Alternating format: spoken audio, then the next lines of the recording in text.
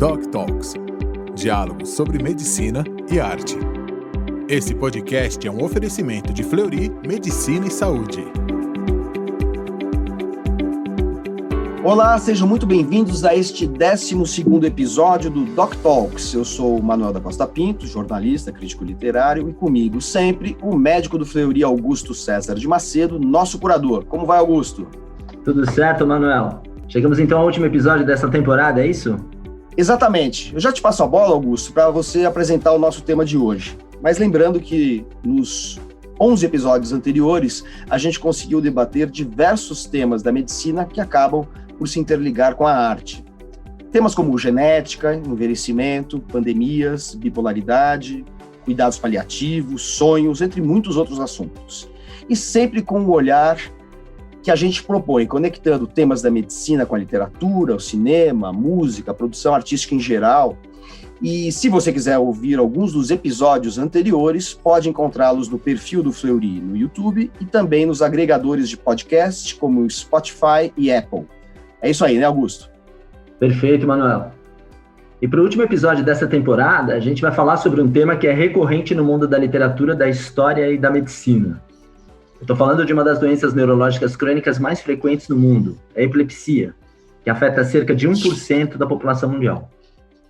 A lista de célebres acometidos pela doença é grande.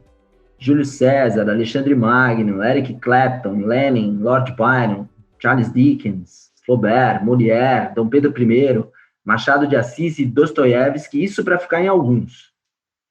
Trata-se de um quadro que afeta o cérebro e leva o paciente a, entre outras coisas, crises epiléticas recorrentes não provocadas. Grandes expoentes da história da medicina, como Hipócrates e Galeno, estudaram a epilepsia. Isso em tempos em que a magia e a divindade eram entendidas como possíveis causas da doença. Mas, atravessando a história, como será que estamos hoje em relação ao diagnóstico e o tratamento para a epilepsia? Será que o estigma social que acompanha esses pacientes ainda prevalece? E qual a relação deste tema com a arte? Essas são algumas questões sobre as quais a gente vai conversar hoje. Ótimo, Augusto. E para debater esse assunto, temos duas convidadas. Doc Talks. Pelo lado da medicina, a gente conversa com a doutora Elza Márcia Jacobian, doutora em neurologia pela USP, pós-doutora pelo Instituto Nacional de Saúde, nos Estados Unidos. Ela é especialista em epilepsia e professora adjunta da Universidade Federal de São Paulo. Autora de vários livros sobre o tema. Arte, Poder e Epilepsia, escrito em parceria com Graziela Ribeiro dos Santos Costa Pinto, e depois com a autoria exclusiva da doutora Elza Márcia, Epilepsia e Estigma, sobre como Machado de Assis tratou a epilepsia em sua vida e em sua obra, A Doença e a Arte, de Vincent van Gogh, e Epilepsia da Antiguidade ao Segundo Milênio, Saindo das Sombras. Bem-vinda, doutora Elza Márcia, muito obrigado por aceitar o nosso convite. Olá, Manuel, Augusto e a todos, é um prazer estar aqui para discutirmos aspectos humanos relacionados a esta que é uma das grandes aflições humanas, a epilepsia. Perfeito, e representando a literatura, temos também a escritora Natália Borges Polesso, que é tradutora, doutora em teoria literária, pesquisadora da Universidade de Caxias do Sul, autora de vários livros, Amora, Recortes para álbum de fotografia sem gente, Corpos Secos e do romance Controle, romance que, inclusive, se conecta bastante com o nosso tema de hoje. Tudo bom, Natália? Obrigado por estar conosco. Tudo bem, pessoal? Manuel, Augusto, doutora Elza Márcia, ótimo estar com vocês. Perfeito. Augusto, é com você, então. Eu deixo com você a primeira pergunta para esse nosso bate-papo sobre epilepsia, arte e literatura. Doutora Elza, todas essas celebridades, todos esses grandes personagens que eu acabei citando aqui no início da apresentação, com que grau de certeza a gente pode dizer, doutora Elza, que eles eram realmente epiléticos? Bem, alguns deixaram documentos bastante importantes sobre as manifestações clínicas. Talvez o mais bem documentado de todos estes mencionados tenha sido Dostoiévski, porque a sua epilepsia, que começou na adolescência, foi documentada em vários dos seus personagens. Ninguém usou tanto a doença, porque epilepsia é uma doença, por muito tempo considerado um distúrbio, uma disritmia, são termos altamente inadequados, porque a epilepsia precisa ser olhada como um problema médico muito importante, porque é a doença neurológica grave mais comum. E quando você minimiza a doença como um distúrbio, como uma disritmia, você estará causando prejuízo para as pessoas com epilepsia. Vou aproveitar, então, esse esclarecimento da doutora Elza para fazer uma pergunta para a Natália, porque ela publicou recentemente um romance chamado Controle, e tem uma personagem que sofre dessa doença, que é a epilepsia.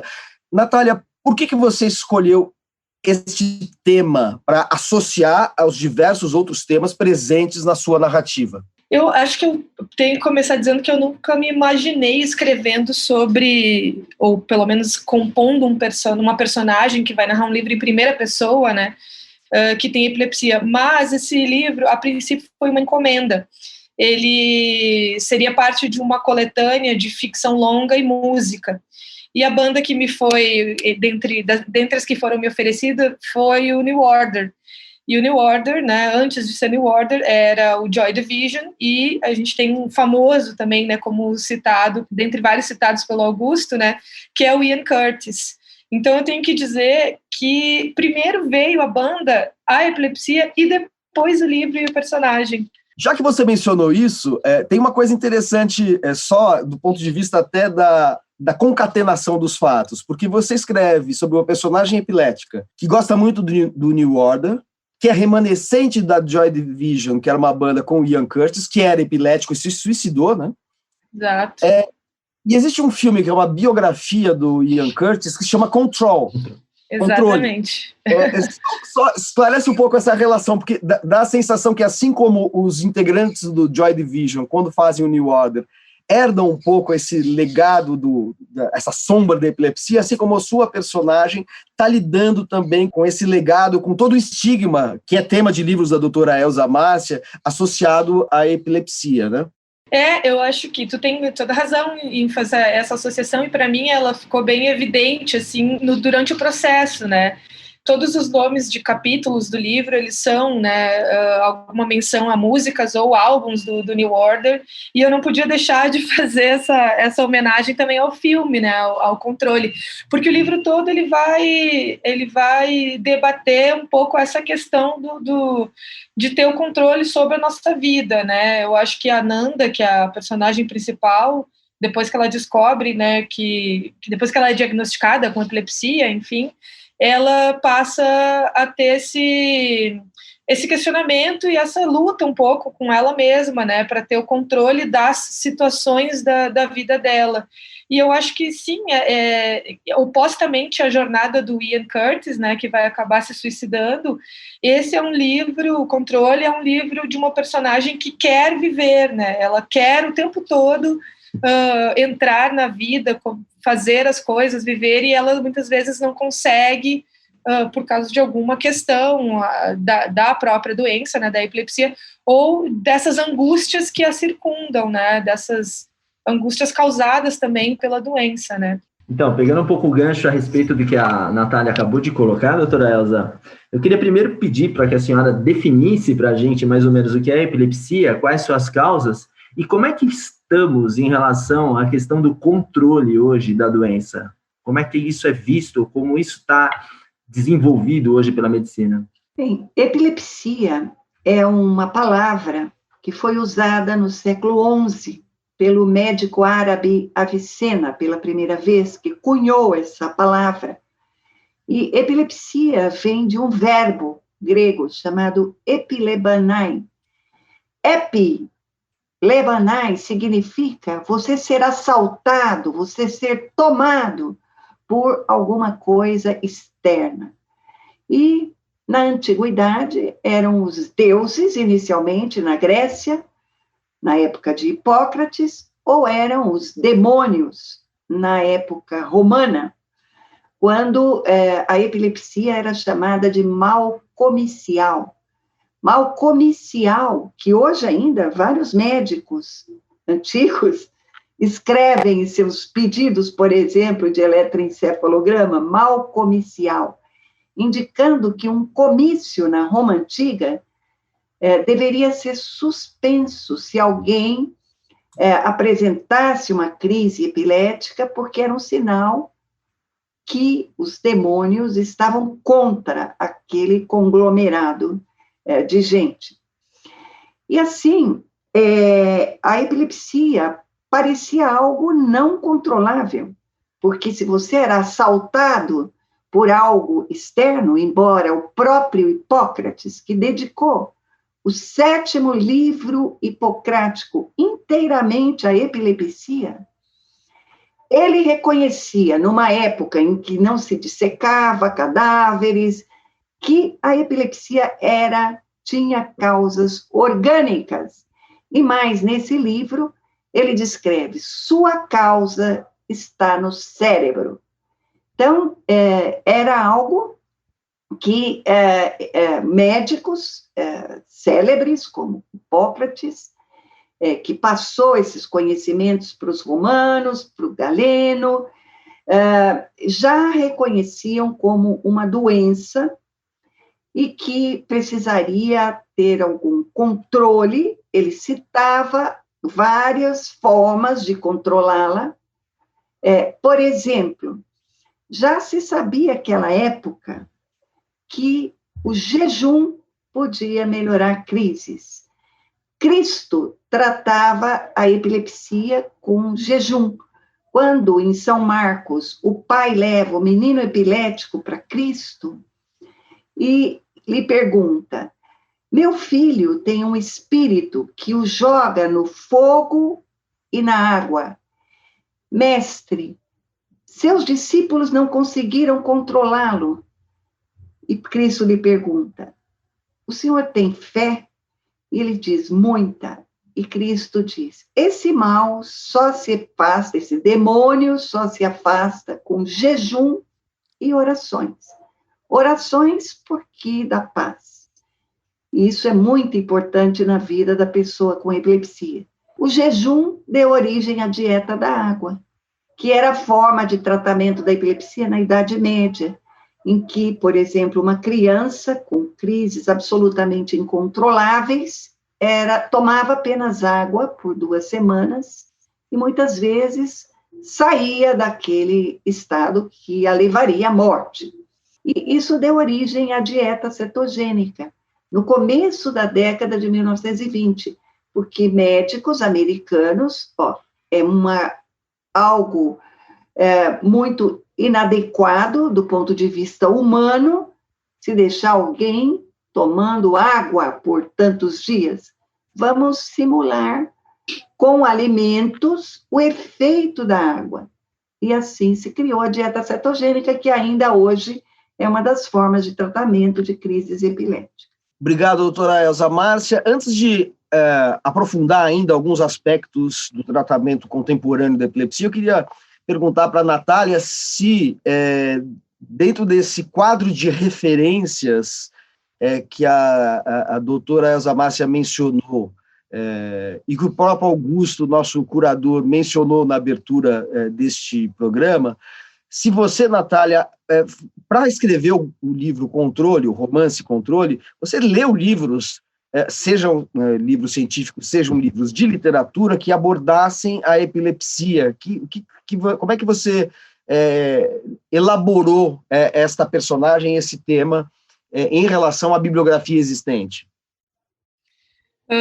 Antes de responder essa pergunta, eu queria só comentar uma coisa curiosa sobre o que a doutora Elza Márcia falou, porque essa questão do jejum aparece no livro, né? Tem uma hora que a personagem ela encontra essas informações sobre o jejum e ela vai fazer, né?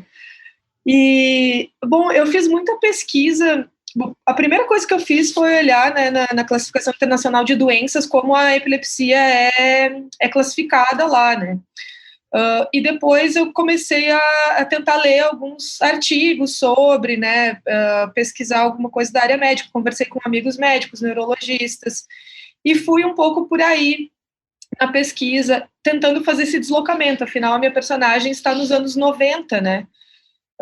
Só que chegou um momento em que essas coisas não iam me servir de muito, porque o que eu tinha ali era uma personagem, pode ser classificado como um romance geracional ou um romance de formação, né, porque a personagem vai dos 12 até os 34 anos, né, e é uma narrativa em primeira pessoa. Então, o que eu teria que pensar ali, na verdade, era não ia me ajudar muito a questão do médica, né, da classificação, ou eu precisava compor ali uma personagem que estava, né, passando por aquele problema, de como enfrentar a questão da epilepsia, de como se compreender e de como usar palavras próprias para tentar expressar o que ela estava sentindo e como ela estava se sentindo sozinha, né, naquele momento, né.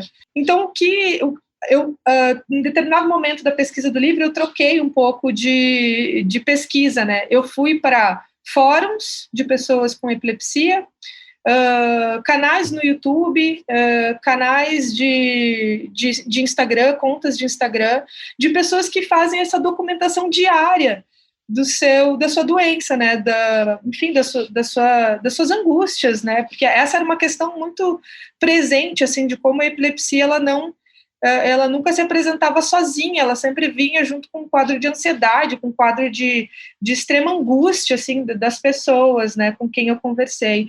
E é bem engraçado, porque eu recebo bastante comentários, né, de leitores e tal, e vários leitores, pessoas com epilepsia, assim, vieram conversar comigo sobre a Nanda, né, e perguntar mesmo, de curiosidade, como é que eu tinha composto um personagem que para elas e para eles talvez parecesse tão que elas podiam se relacionar, né. E eu acho que talvez a parte que mais tem importado foi a de ouvir as pessoas com epilepsia, né, de ouvir quais eram as angústias dessas pessoas e como que elas lidavam, né, ou lidam, né, com essa doença e com as suas consequências durante a vida. Então, acho que a minha pesquisa, ela tendeu um pouco mais para esse lado, e aí toda essa questão de ser um livro em primeira pessoa, eu não tenho nenhuma crise de epilepsia descrita no livro, né, isso foi um ponto que eu queria deixar bem marcado, né. Então, eu só tenho uma angústia que se estabelece antes, né, de uma forma narrativa, e a volta da personagem, que ela cria um dispositivo, né, de linguagem, que ela sempre volta da crise se desculpando, né. Ela volta dizendo me desculpa, e tem, esteticamente no livro tem uma parte branco, né, um espaço, e aí volta com me desculpa, e ela, enfim, tentando compreender o que estava acontecendo ao redor, né. Perfeito. Doutora Elza Márcia, a Natália acaba de falar de uma situação recorrente no livro Controle, no romance Controle, em que a Nanda, que é a sua protagonista, ela pede desculpas após ter essas crises. E isso remete a um tema que está presente em seus livros sobre epilepsia, que é a questão do estigma, né? A senhora tem, inclusive, um livro sobre a questão do estigma da epilepsia no Machado de Assis. Por que há esse estigma e como é que se lida hoje com isso?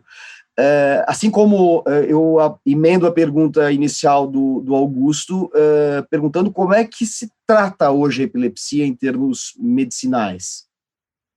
Bem, uma crise epilética é de qualquer tipo, porque há dezenas de diferentes tipos de crises epiléticas, inclusive breves ausências que duram 30 segundos, em que você interrompe a atividade em curso e, em seguida, volta à consciência normal, a fala normal, a linguagem normal, a memória.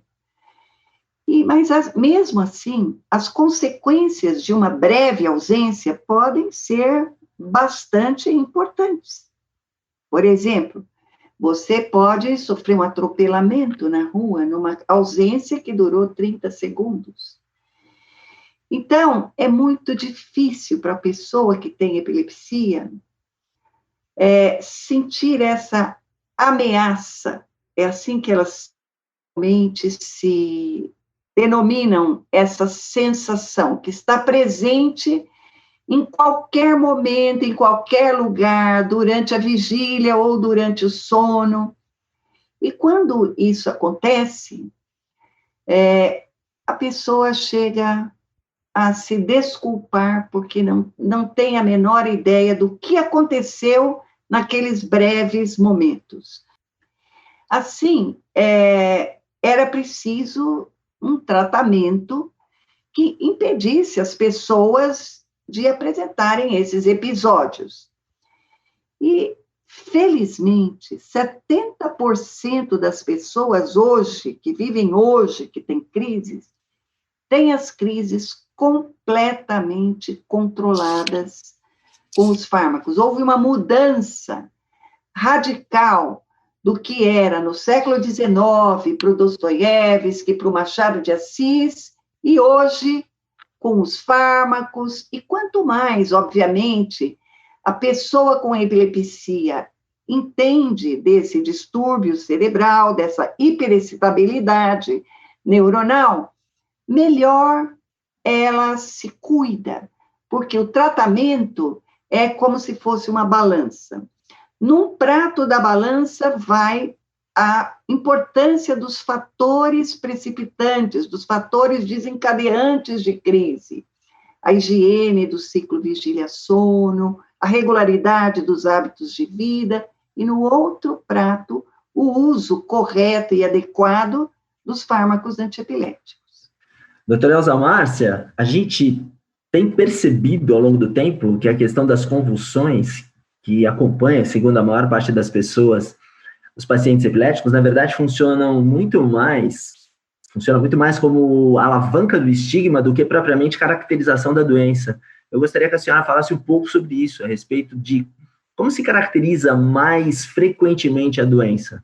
Com certeza, essa é uma das grandes causas do estigma. Se uma pessoa é um empregador e você declara que tem epilepsia, imediatamente ele o vê convulsionando no caixa do seu supermercado, todas as pessoas aterrorizadas com aquele indivíduo que está machucado, e assim, essa é uma das grandes causas, por exemplo, do desemprego que as pessoas com epilepsia têm. O fato é que 60% das pessoas com epilepsia têm crises que nós chamamos de crises focais. O que é crise focal? É uma rede hiperexcitável localizada num lobo cerebral. Essa pessoa vai fazer uso correto de fármacos antiepiléticos e esses fármacos vão impedir a propagação daquela descarga, daquele local específico para todo o cérebro, que é quando acontece uma convulsão. E assim, muitas pessoas adequadamente tratadas não têm crises convulsivas há muitos anos. E mesmo quando nós conversamos com as pessoas que têm crises epiléticas, é um erro comum se referir aos seus eventos como crises convulsivas. Eu tive uma convulsão. E você diz, como foi a convulsão? E você caracteriza que foi simplesmente uma crise focal sutil que afetou, por exemplo, alguns espasmos, que se caracterizou por alguns espasmos no braço, por exemplo, e que a pessoa se manteve totalmente consciente. Isso não é uma crise convulsiva, é uma crise focal motora. Então, é importante ensinar o público leigo, porque com isso nós vamos minimizar o estigma e facilitar a vida das pessoas com epilepsia. Natália, seu romance se inicia nos anos 90, e seu livro se inscreve, assim, numa tendência, não sei se seria uma tendência exatamente, mas num contexto em que surgem vários livros, nos últimos anos, que abordam questões neurológicas. O Filho Eterno, do Cristóvão Tessa, que fala de síndrome de Down, o Barba Ensopada de Sangue, do Daniel Galera, que fala de uma personagem que tem uma síndrome neurológica de reconhecimento facial. O Diário da Queda, do Michel Laube, que é gaúcho como você, que tem uma personagem que sofre de Alzheimer. A literatura está sempre anexando territórios, né? Quando você começou a escrever Controle, você se deu conta de que você estava abordando o tema da epilepsia, que é um tema correlato à neurologia, dentro de um certo movimento da literatura de incorporar questões neurológicas à narrativa ficcional? Sim, teve um momento que, antes de tudo, assim, é legal quando a gente se vê contemporânea mesmo, assim, né? Agora que consegue fazer essas conexões, né, com a literatura que vem surgindo, né, a literatura que veio antes ou que vai vir mais adiante, né. E também tem uma questão que eu acho, enfim, né, que essas personagens, elas sempre vão trazer um modo específico, talvez, de olhar o mundo, né?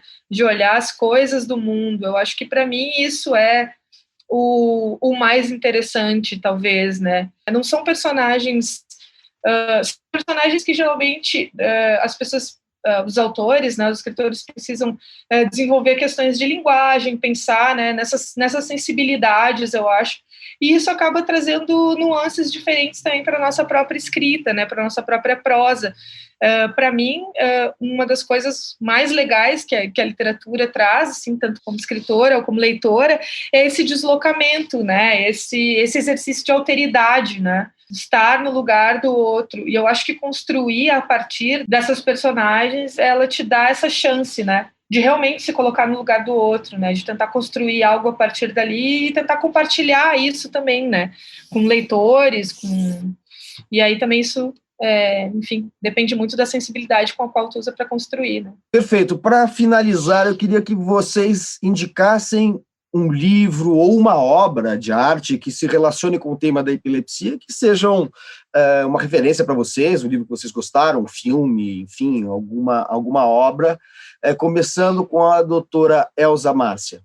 O Idiota, do Dostoiévski. É um livro fascinante da sociedade russa. O Idiota é o retrato do estigma. É a vida de um russo no século XIX, que é tratado num asilo na Suíça e retorna para a Rússia e sofre com a sociedade russa do século XIX aquilo que muitas pessoas ainda hoje precisam sentir na nossa sociedade. Perfeito. Natália? Eu vou indicar o documentário que foi fundamental, digamos assim, para a construção do meu livro Controle, que é o Controle, né? O documentário Controle, que vai falar sobre a vida do Ian Curtis, né? Esse ícone, digamos assim, da música inglesa, né? E que vai abordar questões como ansiedade, suicídio, e também vai trazer esse panorama da música ali à época. Bom, e eu também, então, peço para que o nosso curador, Augusto César Macedo, dá sua dica sobre algum livro ou obra que fale de epilepsia. Olha, elas já deram duas excelentes dicas, né? Então, eu vou sair um pouco do tema da epilepsia e vou para a paz e para a arte. Eu vou explicar agora por quê.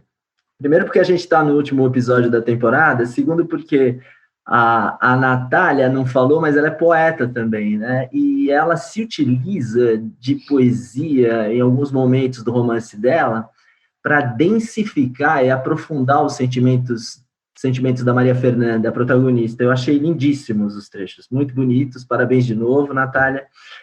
Então eu vou indicar um livro que é de um prosador, um excelente contista, né? Já não está mais entre nós, e era também poeta, e é um livro de poemas dele, é o Esta Vida, do Raymond Carver. É um grande prosador e um grande poeta, eu queria indicá-los para quem está ouvindo. Acho um livro lindíssimo. Perfeito, e assim encerramos esse episódio do Doc Talks, agradecendo muito a você que nos acompanhou durante toda esta temporada. Agradeço ainda ao Augusto César Macedo, meu companheiro de podcast, curador do Doc Talks, e, claro, as nossas convidadas, a doutora Elza Márcia e a escritora Natália Borges Polesso. Muito obrigado, até uma próxima oportunidade. Esse podcast é um oferecimento de Fleury Medicina e Saúde. Fleury, a gente cuida, você confia.